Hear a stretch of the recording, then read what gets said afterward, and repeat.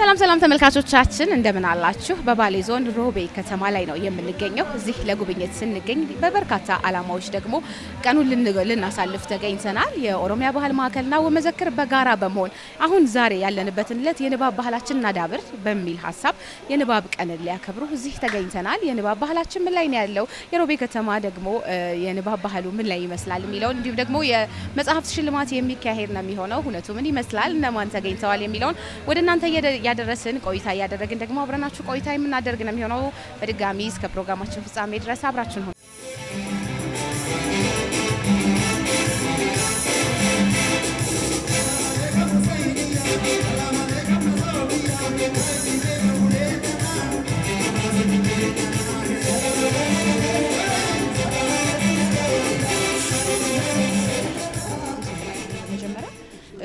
ትናንት ቀደም ብለን ስናነሳው ነበረ የመጽሐፍ ቀንን እንደምናከብር። ዛሬ ደግሞ እለቱ ላይ ተገኝተናል። ምን ይመስል ነበር? ፓናል ዲስከሽኖች ነበሩ፣ ሽልማት ነበረ፣ የተበረታቱ ልጆች ነበሩ። ምን ይመስል ነበር? አጠቃላይ እንግዲህ አጠቃላይ የንባብ ቀንን አስመልክቶ ብዙ ፕሮግራሞች ተካሂደዋል።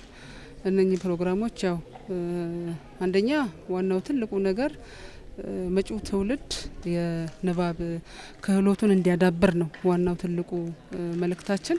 ለዚያም ደግሞ እንዲያግዘን እዚህ እንደምትመለከቱት የትምህርት ቤቱን ተማሪዎች እዚህ መድረክ ላይ አሳትፈናል።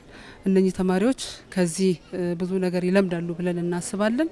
ያ ብቻም አይደለም፣ ደግሞ እንዳያችሁት የማበረታቻ ስራ ተሰርቷል። መጽሐፍ ስንሰጣቸው ነበር እና ያ ብቻም ሳይሆን ደግሞ መጽሐፍ ስንሰጣቸው የራሱ የሆነ መልእክት አለው ማለት ነው።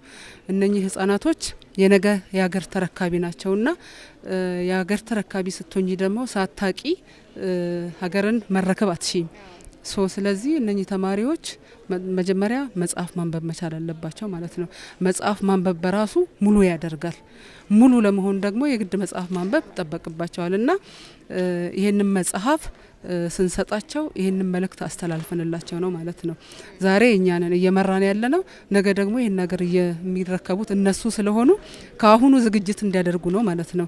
ሀገር ያለ ሰው ልትመራ አትችልምና ይህን ሀገር የሚቀበል ይሄ ተማሪ ነው ማለት ነው። ከዚህ ተጓዳኝ ደግሞ እዚህ መድረክ ላይ የተሳተፉ የባሌ ሮቤ ከተማና የባሌ ዞን ህብረተሰብ የተለያዩ ህብረተሰቦች እዚህ መድረክ ላይ ተሳትፈዋል። እነሱም ሀሳብ ሲሰጡ ነበረ። ይሄ መሆን ነበረበት፣ ከዚህ በፊት በዚህ ልክ አልተሰራም፣ ከዚህ በኋላም በደንብ ሊሰራ ይገባል። የዛሬውን እናመሰግናለን ያሉት። ዛሬውን ፕሮግራም በጣም ደስ ብሎናል፣ እናመሰግናለን። ግን መቀጠል መቻል አለበት። ያ ብቻም ሳይሆን ደግሞ እኛ ከክልልና ከፌዴራል መተን ነው ይሄን ፕሮግራም እያካሄደን ያለ ነው። እኛ መንገዱን ከፍተናል። ከዚህ በኋላ ያለውን ደግሞ የሮቤ ከተማ አመራርና የባሌ ዞን አመራር ይሄንን የሰጠነውን መልእክት ተቀብሎ ለማስቀጠል ከህብረተሰቡ ጋር ሆኖ በአንድነት በቅንጅት ሰርቶ መጪው ትውልድ ላይ ጥሩ ነገር እንደሚያስተላልፍ ባለሙሉ ተስፋ ነን ማለት ነው። ሮቤ ከተማ ላይ የተካሄደው የንባብ ቀን በጣም ደማቅ ነበረ። መጀመሪያ ሰፊ ዝግጅት ተደርገዋል። ዝግጅቱንም በተመለከተ ከብሔራዊ ቤተ መጻሕፍትና ቤተ መዛግብት ወደ 2472 የሚሆን መጽሐፍ፣ ከኦሮሚያ ትምህርት ቢሮ ወደ 3000 የሚሆን መጽሐፍ፣ አጠቃላይ ወደ 5472 የሚሆን መጽሐፍት የተሰበሰበ ሲሆን የመጽሐፍቶቹም ይዘት በተመለከተ አንደኛ የታሪክ መጽሐፎች አሉ፣ የባህል መጽሐፎች አሉ። አጠቃላይ ደግሞ አብዛኛው መጽሐፍ የመማር ማስተማር ሂደትን እንዲደግፍ ተብሎ ከአንደኛ እስከ 12ኛ ክፍል ላሉ ተማሪዎች የተገዙ መጽሐፎች ናቸው። እንግዲህ እነኚህ መጽሐፎች የንባብን ቀን ስናከብር ዝም ብለን ንባብ ይሄን ያህል ጥቅም አለው፣ ንባብን በተመለከተ የንባብ ባህላችን የተዳከመ ነው ብለን ከመናገር በዘለለ መጽሐፍቶቹን አምጥተን ተማሪዎቹም እንዲያነቡት፣ ለጋሽ አካላትም ለነኚህ አካላት ለነገ ትውልድ መጽሐፎቹን እንዲሰጡና የንባብን ቀን በተመለከተ የተለያዩ ፕሮግራሞች ማንበብን በተመለከተ አካሂደናል። በዚሁ ላይ ደግሞ ተማሪዎች የስድስተኛ ክፍል ተማሪዎች፣ የስምንተኛ ክፍል ተማሪዎችና የ12ኛ ክፍሎች የተፈጥሮ ሳይንስና የማህበራዊ ሳይንስ ተማሪዎችም ከባሌ ዞን እስከ ሮቤ ከተማ ያሉት ከትምህርት ቤት ጀምሮ ሲወዳደሩ የመጡበት ከዛ የሮቤ ደግሞ እንደዛ ሲያወዳደሩ ቆይተው በዛሬው ዕለት እንግዲህ እንዳየነው የባሌና የሮቤ ከተማ አስተዳደር ተማሪዎች እዚህ በግልጽ ተወዳድረዋል። የንባብን ባህል እንዲያዳብሩ ለማበረታታትም ከሁሉንም ተማሪዎች የመጽሐፍ ስጦታ እንዲያገኙ ሽልማትም ለማበረታታት ተሰጥተዋል። በቀጣይም ደግሞ ትውልዱ በአንድ መድረክ ብቻ አካሄደን የምንተው ሳይሆን አውደ ርዕይም አዘጋጅተናል። እንዳየነው አውደ ርዕዩ ላይ የባህል፣ የታሪክ የተለያዩ ቅርጾች ከ16ኛ ክፍለ ዘመን ጀምሮ የነበሩ መጽሐፍቶች ቀርበዋል። እዛ ላይም ለእይታ የቀረቡ ሲሆን በቀጣይም ደግሞ ለ3 ቀናት መጽሐፍቶቹ እዛ ይቆያሉ። የአዋቂዎች ብቻ ሳይሆን የልጆችም መጽሐፍ ቀርበዋል። ህጻናትም ለ3 ቀን እዛ ሄደው እንዲያነቡ፣ አዋቂዎችም ሄደው እንዲያነቡና በቀጣይ ለ3 ቀን በሚቆየው ውስጥ ደግሞ እስከ 40% የዋጋ ቅናሽ ተደርጎበት ማህበረሰቡ በዝቅተኛ ዋጋ መጽሐፍቶቹን ገዝቶ በቀጣይነት እንዲያነብ እና ወደ ቀደምት ባክ ኦፍ ዘ ኦሪጂን ወደምንለው እንዲመለሱና የባህል ተሀድሶንም በዚህ አጋጣሚ ለማሳካት የተዘጋጀ ፕሮግራም ነው። አጠቃላይ እንዳየነው ጥናታዊ ጽሁፍም ቀርበዋል። ጥናታዊ ጽሁፍም የባህል ንባብ በተመለከተ ንባብን በተመለከተ ባህላችን ምን ይመስላል፣ የንባብ ባህልን ያዳከሙት ምንድን ናቸው የሚለው በመደወላቡ ዩኒቨርሲቲ ምሁራን ጥናታዊ ጽሁፍ ቀርበዋል። ጥናታዊ ጽሁፍ ውስጥም እንዳየነው አንደኛ ንባብ እንዴት ተጀመረ፣ መቼ ተጀመረ፣ እንደ ሀገራችን ንባብን በተመለከተ ምን እየተሰራ ነው የሚለው ቀርበዋል። እንደ ሀገር ደግሞ ከለውጡ መንግስት በኋላ በተለይም ክቡር ጠቅላይ ሚኒስትሩ ወደ አገር መሪነት ከመጡ በኋላ የመጽሐፍት ንባብን በተመለከተ ባህሉ እንዲጨምር ዜጎች መጽሐፎች ማንበብ ብቻ ሳይሆን ወደ ቀደምት ባህላቸው እንዲመለሱ በተለይም በአዲስ አበባ ከተማ አብርሆት ቤተ መጻሕፍት እንደ መነሻ ተጠቅመው ወደ ሁሉም ክልል ወደ ሁሉም ከተማ አስተዳደር እንዲስፋፋ የተደረገው ስራም እዚህ ጥናታዊ ጽሁፍ ላይ ቀርበዋል። ሶሻል ሚዲያን በተመለከተ ደግሞ ምን ያህል ኢምፓክት እንደሚፈጥርም ተነስተዋል። አጠቃላይ ለወደፊት ደግሞ መፍትሄው ምን እንዳለበት ከተማሪው ማህበረሰብ ምን ይጠበቃል፣ ከወጣቶች ምን ይጠበቃል፣ ከማህበረሰቡ ምን ይጠበቃል፣ ከምሁራን ምን ይጠበቃል የሚለው ተለይቷል ማለት ነው።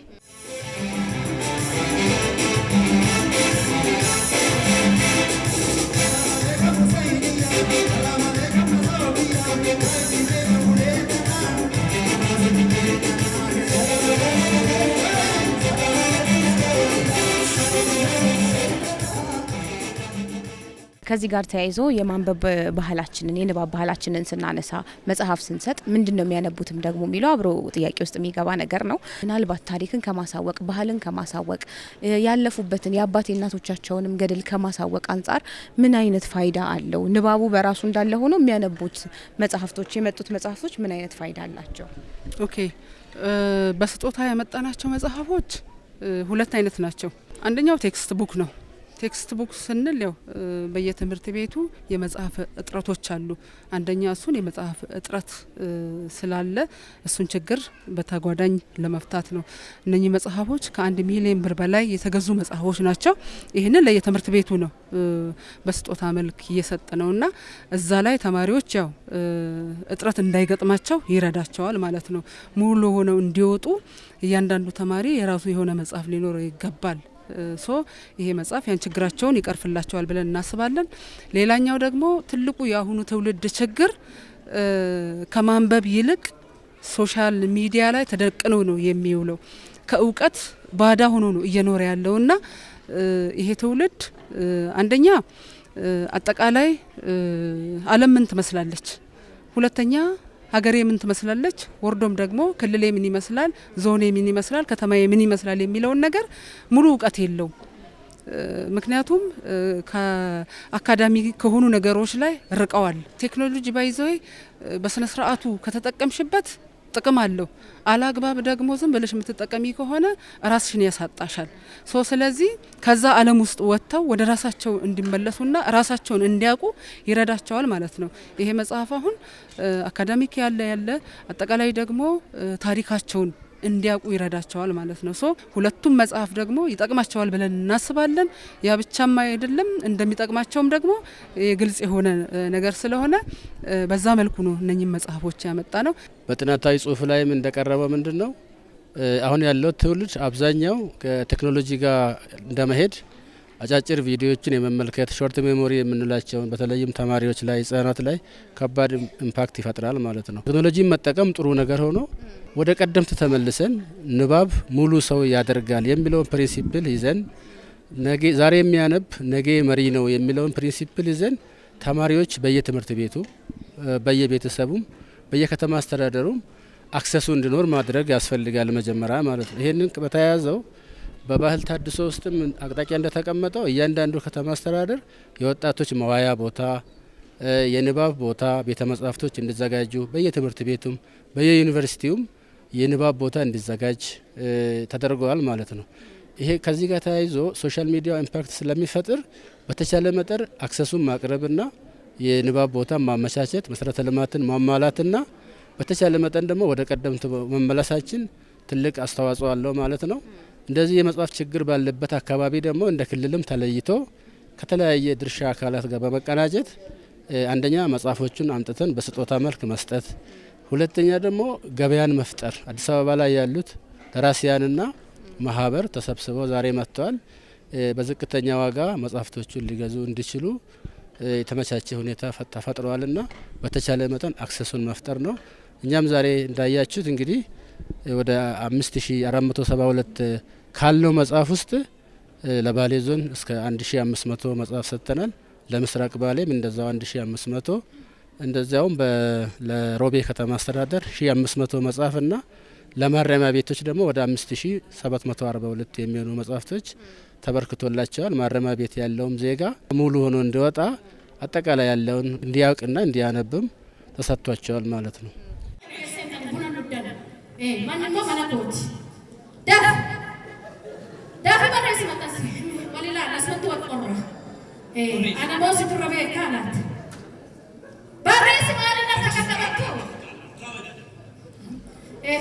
ደራሲዎቹ መጽሐፍ ሲያዘጋጁ ለወረቀቱ ለከቨሩ የሚያወጡት የተለያየ ወጪ አለ።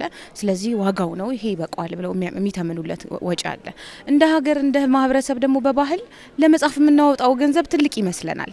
ለወላጆች ለተማሪዎችም እንዲሁም ደግሞ ይገዛል ይጠቀማል ለምንለው አካል እንዴት አይነት ሀሳብ መስጠት እንችላለን? ትውልዱ የመጽሐፍ ማንበብ ክህሎት የለውም። ይሄ ችግር እንደ ሀገር ትልቅ ችግር ነው። ይሄን ችግር ለመቅረፍ መጀመሪያ ማድረግ ያለብን ወጣቱ ላይ ህብረተሰቡ ላይ የአመለካከት ስራ መስራት ነው። የመጀመሪያ ትልቁ ስራችን መሆን ያለበት የማንበብ ክህሎቱ እንዲዳብር በየጊዜው ህብረተሰቡ ማንቀሳቀስ፣ በተለይ ወጣቱ ላይ በደንብ አድርገን መስራት መቻል አለብን። አያቶቻችን አባቶቻችን ብዙ ነገር ሰርተው ዛሬ እችን ሀገር አስረክበውናል። ብዙ ተጋድለው አድርገው ነው ለዚህ ያበቁን። እኛ ደግሞ ከዚህ በኋላ ላለው ትውልድ ምን ማስረከብ አለብን የሚለውን እኛ ራሳችን በራሳችን ላይ መስራት አለብን። ቀጥልን ደግሞ በወጣቱ ላይ ሰርተን ወጣቱ የማንበብ ክህሎቱን አዳብሮ ራሱን እንዲያቅ ሀገሩን እንዲያሻግር ማድረግ መቻል አለብን የሚል መልእክት ነው ያለኝ።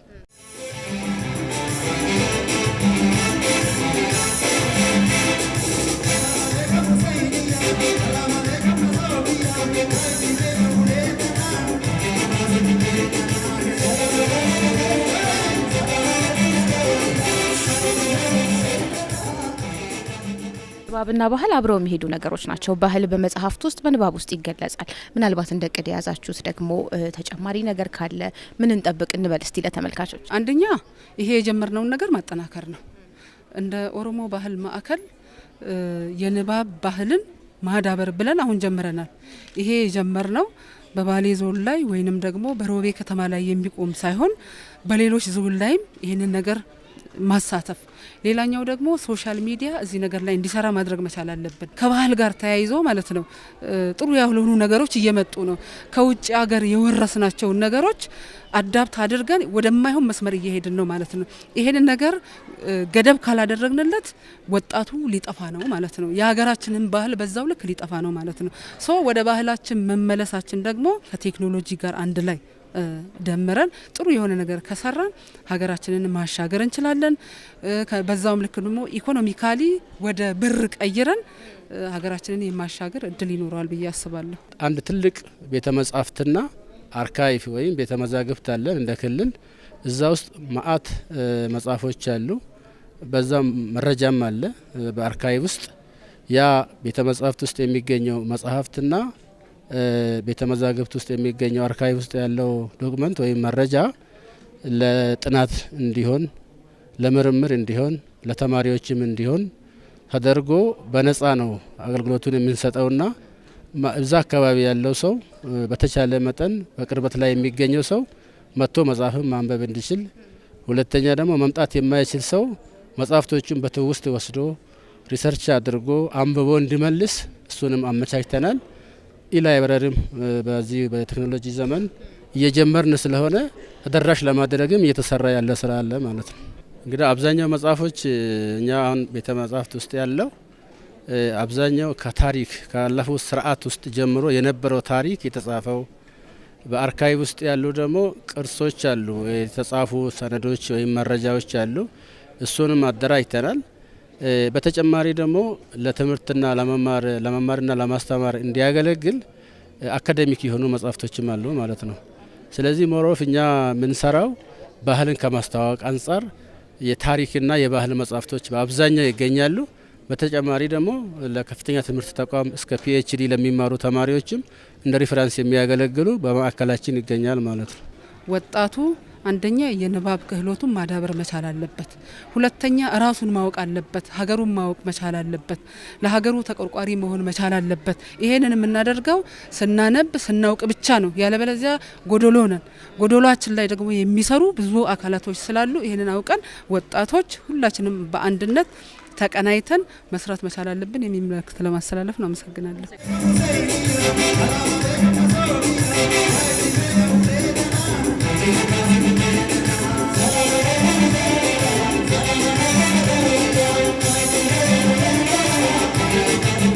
ገልማ አባ ገዳ አዳራሽ ነው የምንገኘው በሮቤ ከተማ። እዚህ ደግሞ ቀደም ሲል ስንላችሁ ለቆየ ነው የንባብ ቀን እዚህ ተሰባስበናል። የንባብ ቀን እያከበርን ነው የምንገኘው። የተለያዩ ጥሪ የተደረገላቸው አካላትን ጨምሮ የሚያነቡ ተማሪዎች እንዲሁም ደግሞ ሌሎች የሙዚቃ ስራዎች፣ ድራማ ሲቀርብ ቆይቶ ነበረ። አጠገቤ ደግሞ እንግዳ ይዤ ተገኝቻለሁኝ። እስቲ ራስዎን ያስተዋውቁልኝ። አባተ ካሳው እባላለሁ። በኢትዮጵያ ቤተ መዛግብትና ቤተ መጻሕፍት አገልግሎት የጽህፈት ቤት ኃላፊ። የንባብ ቀን ልናከብር እዚህ ተገኝተናል። ምን ይመስላል ሁነቱ? ዝግጅቱ ምን ይመስል ነበር? እስቲ ከመጀመሪያውን ጀምር። እኛ ከመጣን እንግዲህ ፕሮግራሙ ከተከፈተ ሁለተኛ ቀኑ ነው።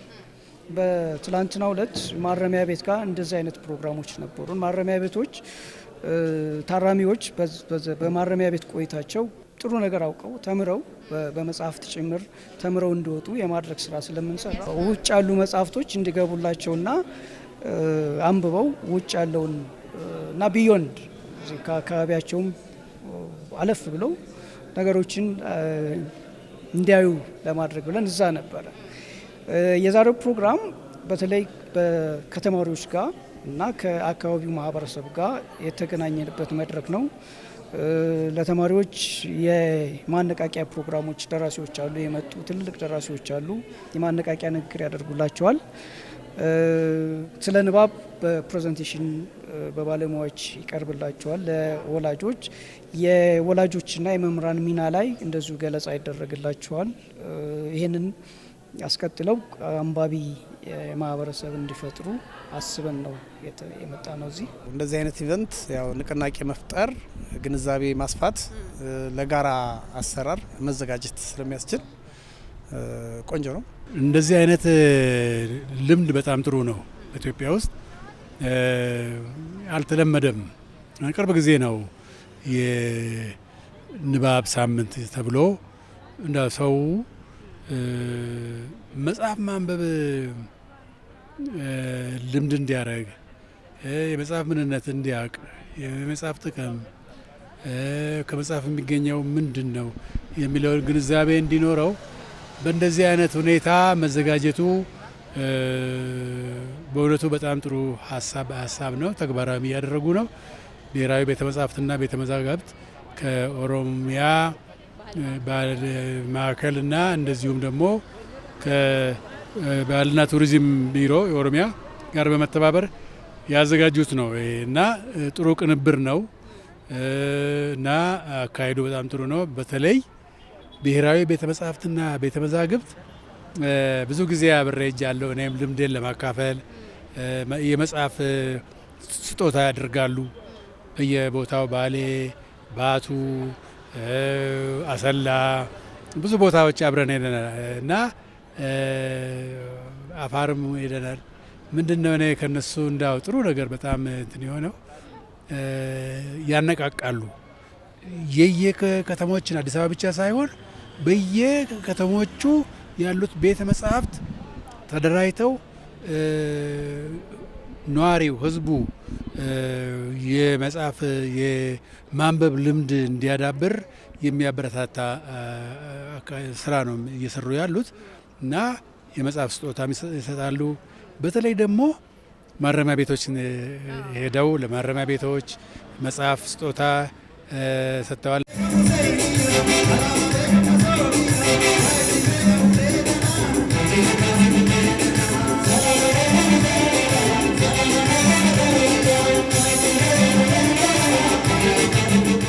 ላይ ያለ ነው ማበረታታቱ ላይ ማነቃቃቱ ላይ ነው። ነገር ግን ትንሽ ስለ አሁን ሰው ለማንበብ ሲባል እንዴት ነው እንዳያነብ ሊያደርግ የሚችለው ስለሚለው ችግር እናንሳ። ምናልባት ከዋጋ አንጻር ሊሆን ይችላል፣ ባህል ካለማዳበር ሊሆን ይችላል። በጣም በርካታ ሰዎች ለመጻፍ የሚወጣ ገንዘብ ብዙ ይመስላቸዋል። ደራሲያን ደግሞ ሲያሳትሙ ከከቨር ፔጁ ጀምሮ ከወረቀቱ ጀምሮ የሚወጣው ልፋት ደግሞ በደንብ ሙያው ላይ ያለ ሰው በደንብ ያውቀዋልና እንዴት ነው ማጣጣም የሚቻለው ያንን ብለህ ታስባለህ? አይ ቲንክ ማጣጣም የሚቻል ይመስለኛል። ዋናው ነገር የሚበጀን የትኛው ነው የሚለውን የመምረጥ ጉዳይ ነው። ለልጆቻችን የምንገዛቸው በጣም ኤክስፔንሲቭ የሆኑ ነገሮች አሉ። ለምሳሌ ኤሌክትሮኒክስን ማንሳት እንችላለን። ኤሌክትሮኒክስ ነገሮችን ማንሳት እንችላለን። እነሱን ስንገዛ ተወደደ አንልም። በአስራዎች ሺዎች ብር አውጥተሽ ለልጅሽ መጽሐፍ አትገዥም፣ ስልክ ትገዥለታለሽ። ስለዚህ ዋናው ይሄ የምርጫ ጉዳይ ነው። ደራሲዎቹ እንዳልሽው ለሰሩት ስራ ኮምፐንሴት መደረግ አለባቸው። እነሱ በቂ ነገር ካላገኙና ህይወታቸውን ካልደገሙ መደጎም ካልቻሉ ሌላ መጽሐፍ ሊጽፉልን አይችሉም። ብዙ ማምረት፣ ብዙ ለኛ መስጠት፣ ብዙ የንባብ መጽሐፍቶችን ማበርከት ሊከብድ ይችላል። ብዙ ካልጻፉ የምናነበው አናገኝም። ስለዚህ እነሱ ኑሯቸውንም ለመደጎፍ የተሻለ ስራም ደግሞ ሰርተው ለመምጣት የሆነ ነገር ማግኘት አለባቸው ከሚሰሩት ስራ። እኛ ያንን አክሴፕት ማድረግ አለብን። መጽሐፍ በጣም አሁን ደራሲያን አታሚ አሳታሚም አለ፣ ነገር ግን አንባቢ እየቀነሰ ነው። ስለዚህ ይህንን በጥፎ እንትን ወደ ከፍ ወዳለ ደረጃ ለማድረስ በደንብ እዚህ ላይ መሰራት አለበት። መጽሐፍ በጣም ለህፃናት የሚመቹ ለህፃናት አይምሮ በቋንቋቸው በራሳቸው ቋንቋ የተዘጋጁ በርካታ ነገሮች ስላሉ እዛ ላይ ትኩረት አድርገው ወላጆች ለተለያየ ሌክዠሪ ነገር የሚያወጡትን ገንዘብ መጽሐፍ በመስጠት አይምሯቸው ላይ ቢሰራ ጥሩ ነው። ትውልድ ላይ መሰራት አለበት።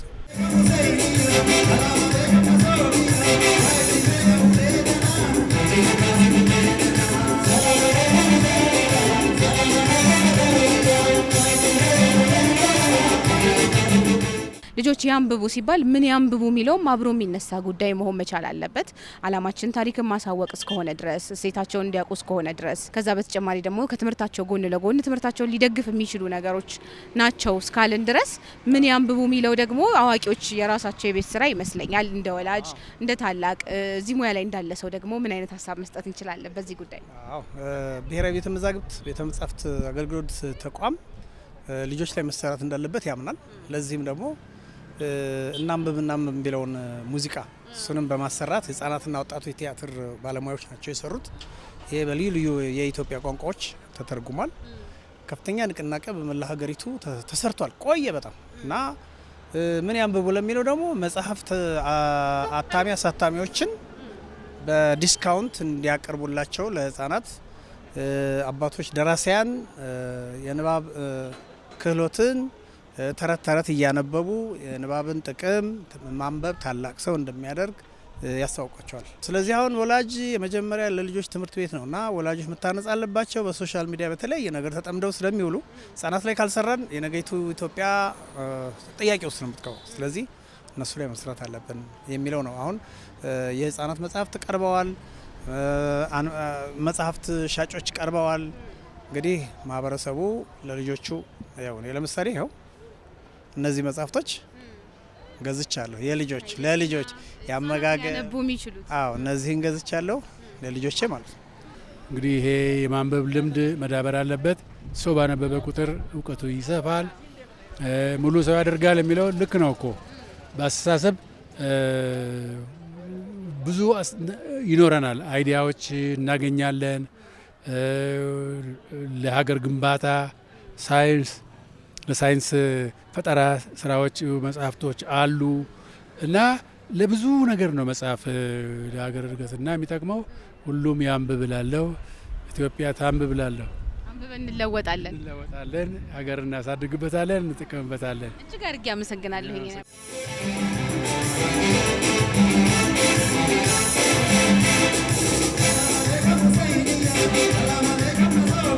Thank you.